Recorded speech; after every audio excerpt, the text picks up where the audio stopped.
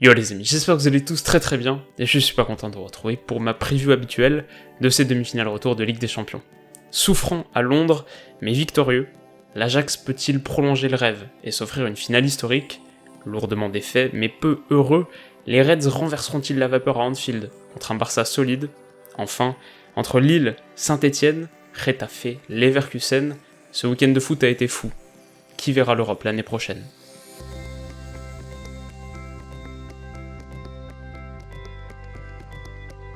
Alors pour parler d'abord d'Ajax-Tottenham, c'est sans doute le match le plus attendu de ces demi, parce qu'il conserve un suspense intact. À l'aller, les Spurs s'étaient inclinés chez eux 1-0 après une première demi-heure à sens unique, mais la suite de la rencontre laissait présager une inversion du rapport de force. Pochettino a très vite abandonné son 3-5-2 pour tenter de reconquérir le milieu, et l'entrée de Moussa Sissoko a été déterminante. On a vu un Ajax solide dans sa propre surface et concédant aucun big chance, aucune occasion majeure à plus de 0,3 expected goal par exemple, mais perdant son emprise sur la partie et se trouvant obligé de reculer. Et alors comme souvent, dans une confrontation en deux manches, à la veille du retour, c'est souvent la fin de l'aller qui nous reste en tête. On imagine un peu conditionner la suite des événements, et c'est vrai que si on est supporter des Spurs, il y a des raisons d'être optimiste. Déjà, et après avoir dû bricoler un duo d'attaque Lucas Llorente, Pochettino va pouvoir compter sur le retour de suspension de Heung-min Son, qui avait réalisé une partie héroïque contre City au tour précédent, et qui est pas loin d'être le meilleur joueur de la saison de Tottenham. Ensuite, et malgré leur défaite contre Bournemouth ce week-end, 1-0 en ayant joué 45 minutes à 9 contre 11, la 5ème en 6 matchs, toutes compétitions confondues, les faux pas d'United à Huddersfield et d'Arsenal face à Brighton leur garantissent à 99,9% de finir dans le top 4 de Premier League, avant même la 38e journée, un dénouement très heureux qui va faire du bien aux têtes. En parlant de tête, justement, on peut également évoquer la blessure de Vertonghen à l'aller, qui présentait, c'est vrai, tous les symptômes d'une commotion cérébrale, mais pour lequel le choc serait finalement moins rude que prévu. En tout cas, c'est ce qui s'est dit ces derniers jours, et il devrait tenir sa place à Amsterdam. Enfin, et surtout, une défaite 1-0 à domicile, c'est un moindre mal, et franchement, tous les espoirs sont permis quand un simple 2-1 t'envoie en finale. Du côté de l'Ajax maintenant, le week-end a été bon, puisqu'en disposant facilement de Willem II, 4-0 à De Kuip, le stade du Feyenoord, les partenaires de Matthijs de Ligt ont soulevé la Coupe des Pays-Bas, et ont offert aux observateurs quelques actions de très grande classe, à l'image de ce but signé Huntelaar. Alors contrairement à ce qui se fait en Champions League, sur la scène nationale, Ten Hag l'a fait beaucoup plus jouer Huntelaar, ou parfois Dolberg, et fait passer Tadic sur un côté de son 4-2-3-1. En l'occurrence hier, c'était à la place de Neres. J'imagine que le raisonnement derrière, c'est qu'en Europe, l'Ajax n'a pas le même contrôle intrinsèque de l'entrejeu, et sacrifie entre guillemets une pointe pour mettre à la place un faux neuf qui va décrocher beaucoup plus et participer activement à la construction des actions. Du coup, Tadic change de rôle, et évidemment l'expérience lui a donné raison, donc il y a aussi un peu de ça. Mais donc voilà, en dehors de ce petit ajustement dimanche, on peut pas dire que l'Ajax ait effectué un turnover de folie. Ils ont pas particulièrement fait reposer leur groupe, comme ça avait été le cas la semaine précédente l'aller par exemple. Seul Mazraoui a pris la place de Schöne au milieu aux côtés de De Jong, et Christensen a pris celle de Veltman en latéral droit. Alors si on devait cibler des points de rupture, si on devait interroger là où ça pourrait craquer, pour l'équipe qui est assez logiquement d'ailleurs devenue la favorite de cette demi-finale, on pourrait mentionner le flanc gauche, avec un Tagliafico qui était sûrement le maillon faible au match aller, et que j'ai encore trouvé en difficulté ce week-end, qui sera pas particulièrement aidé non plus par les retours de Neres. C'est pas comme de l'autre côté, où Ziyech a des courses de repli intéressantes, là il sera plutôt livré à lui-même, et pourrait souffrir face à Lucas ou Son. Si on continue la liste des points de rupture potentiels, on peut aussi parler de mental. Alors un point sur lequel pour l'instant l'Ajax a été absolument irréprochable. J'ai l'impression que la combinaison jeunesse insouciante plus expérience rassurante fonctionne très bien. C'est sûrement une des grandes réussites de la politique sportive d'Overmars, avoir su mettre de l'eau dans le vin du modèle Ajax pour construire des succès à court terme aussi. Donc pour l'instant pas grand chose à redire niveau mental, mais on n'a encore jamais vu l'Ajax en Ligue des Champions avec quelque chose à perdre. Voilà, on sait qu'ils sont très forts pour renverser des situations inattendues depuis une position de challenger, mais là le défi est différent, et c'est un point d'interrogation qu'on surveillera avec intérêt.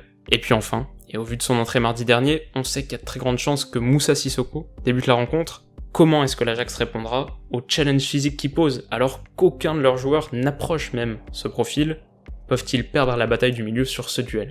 Voilà, ça fait beaucoup d'éléments de chaque côté. Maintenant, ce qui est sûr, ou quasi sûr, c'est que c'est un rapport de force qui sera conditionné en bonne partie par les niveaux d'énergie des deux formations. Ça risque de se jouer dans les jambes, et on va savoir si celles des Spurs sont fraîches. Eux qui puisent dans les réserves de leurs réserves depuis des mois, qui viennent de jouer 45 minutes à 9 contre 11, qui semblent s'écrouler en cette fin de saison, on n'écarterait pas la possibilité d'un vrai barreau d'honneur. On peut imaginer la folie d'un scénario où Tottenham marquerait en premier par exemple. Je pense qu'il leur faudra en tout cas un grand Dele Alli, quelque chose qu'on n'a pas eu l'habitude de voir, un grand Eriksen, qui brille généralement très fort mais que j'ai trouvé très éteint à l'aller, et bien sûr un grand Son. Plutôt celui de l'Etihad que de Bournemouth, exclu en première période pour un vilain geste. Mais personnellement, et comme je vous l'avais dit la semaine dernière, je pense qu'il y a tout simplement trop de qualité collective et trop de confiance à l'Ajax pour les voir échouer si proche du but. Alors, je pense pour autant qu'on aura un match très disputé et très serré qui sera dans la balance jusqu'au bout. Je vois un nul de partout, avec un coup de sifflet final sous une très haute tension, libérateur, pour un club qui aura réussi sûrement la plus belle performance de son histoire récente. On passe maintenant à Liverpool-Barça, qui est sur le papier une affiche fantastique, qui se jouera demain, et qui semble avoir perdu un peu de sa saveur. À l'aller, les Reds avaient proposé un contenu plus que respectable, leur meilleur match de Ligue des Champions de ces 2 dernières saisons, selon Jürgen Klopp, mais c'était finalement lourdement incliné, face à un Barça solide, porté par un Messi stellaire. Alors comme j'en ai parlé dans la foulée de la rencontre, pour moi c'était une déconvenue qui, bien sûr, devait pas faire oublier leur bonne performance, leur bon contenu, voilà, attention aux œillères du résultat, mais c'était une déconvenue qui avait encore plus mis en lumière l'importance de Firmino, dont l'absence avait pesé et qui avait été remplacé par un Wijnaldum volontaire et endurant, mais maladroit, et rencontrant beaucoup de difficultés à s'insérer dans la dynamique collective du dernier tiers, à combiner justement avec Mané et Salah. Et bah malheureusement pour Liverpool, c'est un chantier qui va rester ouvert à Anfield, puisque Firmino est jugé inapte et ne figurera cette fois même pas sur le banc. Il est en plus rejoint par Mohamed Salah, qui a subi un choc à la tête ce week-end contre Newcastle, et dont Jürgen Klopp a annoncé le forfait en début d'après-midi. Donc voilà, sur le plan d'attaque, à voir si Klopp reconduit Wijnaldum. Je pense personnellement que s'il est titulaire, il sera plutôt redescendu d'un cran, peut-être pour suppléer Naby Keita, qui lui aussi s'est blessé à l'aller, et aux dernières nouvelles on aurait pour 2 mois d'absence. Et donc pour pallier à l'hécatombe en haut, j'imagine un trio Mané, Origi, Shaqiri, ce qui est pas dégueu bien sûr, mais peut-être pas ce que t'espères quand tu dois remonter 3 buts au Barça. Alors niveau mental, ça pourrait être pire, les Reds ont arraché 3 points à Newcastle ce week-end, 3-2, et en attendant le résultat de City-Leicester qui joue ce soir, ils ont repris la tête de la Première Ligue. Après c'était un match très disputé qui aura sûrement laissé des traces physiques. Et là on est un peu obligé de se demander si, un peu comme pour Tottenham dans l'autre rencontre de ces demi-finales d'ailleurs, on est un peu obligé de se demander si l'intensité compétitive de la Première Ligue, un championnat où tout était encore à jouer à 2 journées de la fin, un championnat où tu peux pas sacrifier la moindre rencontre, et ben on peut se demander si c'est vraiment le championnat idéal pour remporter la Ligue des Champions. Alors je dis ça parce que c'est un sujet qui revient très souvent et pas plus loin que chez nous, notamment quand on évoque le cas du PSG qui en Ligue 1 a très peu de rencontres de niveau Ligue des Champions et qui du coup semble assez mal préparé pour les grandes échéances européennes, mais qui en même temps bénéficie d'une situation, il faut dire, plutôt idéale pour faire du turnover, alors qu'en Première Ligue, ça semble être plutôt l'inverse. Le Barça, lui, aurait peut-être la situation idéale. Des adversaires de taille à intervalles réguliers, mais aussi suffisamment de matchs moins exigeants, qui permettent de relâcher la pression physique. Après, il faut dire aussi que cette saison, c'est une situation favorable qu'ils se sont créés eux-mêmes, en assurant le titre plusieurs journées avant la fin, et en se permettant de pouvoir faire tourner contre le Celta Vigo par exemple, ce week-end, défaite 0-2 avec une équipe B voire C.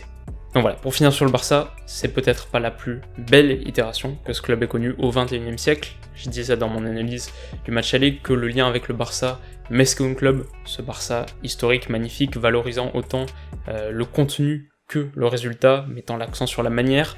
Le lien avec ce Barça-là avait été un peu rompu, mais il faut souligner quand même leur solidité, qui en fait une équipe redoutable. Mercredi dernier par exemple, Arturo Vidal avait brillé. Pas nécessairement dans son courage balle au pied, ce qui a eu le don de frustrer ses partenaires, mais dans les qualités qu'on lui connaît. Combatif, hargneux, solidaire, en ce sens, il est un beau symbole du Barça de Valverde. Et à l'image de la résurrection de Piqué par exemple, ou des prestations de très haut niveau de l'anglais, il fait partie de ces héros défensifs qu'on imagine reconduits demain soir. Donc voilà, pour vous donner finalement mon prono, je dirais que malgré le contenu de l'aller, qui avait été un match plus qu'effusif, et malgré son résultat, 3 buts d'écart, donc une situation qui devrait pousser à abandonner toute prudence, ce qui est déjà pas une valeur que Liverpool de club valorise énormément, malgré tout ça, j'ai du mal à imaginer une rencontre très spectaculaire. Firmino, Salah, Dembélé aussi, les absents risquent de coûter cher. Et si je vois Anfield pousser fort et une très belle ambiance, pour commencer en tout cas, je vois aussi un match que ce Barça pragmatique saura contrôler. Et je dois dire que je vois aussi au moins un but de Messi. Alors pour moi, les Catalans rallieront la finale en limitant la folie. Un partout. Un tour des stades pour finir, en renversant l'AS Monaco à Louis II 3-2, Saint-Etienne réussit un beau coup car quelques heures plus tard, l'Olympique Lyonnais n'a pu se défaire de Lille et voit leur 3ème place menacée. En Espagne, Getafe, vainqueur de Gérone 2-0, a profité du lot revers de Séville contre Leganés et à 2 journées de la fin peut rêver de Champions League. Fin d'espoir en revanche pour Arsenal, contenu par Brighton, et Manchester United, rattrapé à Huddersfield, qui disent adieu au top 4, alors que Chelsea réalise la très belle opération du haut de tableau face à Watford pour rallier la 3ème place. En Italie, l'Atalanta s'offre la Lazio 1-3, belle récompense pour les hommes de Gasperini, qui devraient voir la C1. Le choc allemand, opposant Leverkusen à Francfort, a tourné en faveur du Bayern, un succès résonnant 6-1, score acquis à la 36e minute, et qui relance totalement la course pour la 4ème place. Enfin, Galatasaray a triomphé du Beşiktaş 2-0 et chipe la tête de la Super League au Başakşehir, qui seront les rois d'Istanbul et de Turquie. Bon les amis, c'est la fin de cette analyse, mi-preview, mi-prono, et donc un peu mi-actu sur la fin. J'espère qu'elle vous a plu. Si c'est le cas et que vous voulez continuer à soutenir la chaîne, n'hésitez pas à mettre un petit like. Grâce à votre soutien et après avoir propulsé l'analyse de Tottenham Ajax à la 15e place des vidéos tendances de YouTube France, celle de Barça Liverpool a aussi intégré le top 20 pendant quelques heures. Alors voilà, je peux que vous remercier de la force que vous me donnez. De notre côté, on se retrouve dès mercredi matin pour l'analyse de cette première demi-finale retour de Ligue des Champions, et donc jeudi matin pour la 2ème. Alors d'ici là, comme d'habitude, prenez soin de vous, passez une excellente soirée, et on se dit à très vite. Bisous.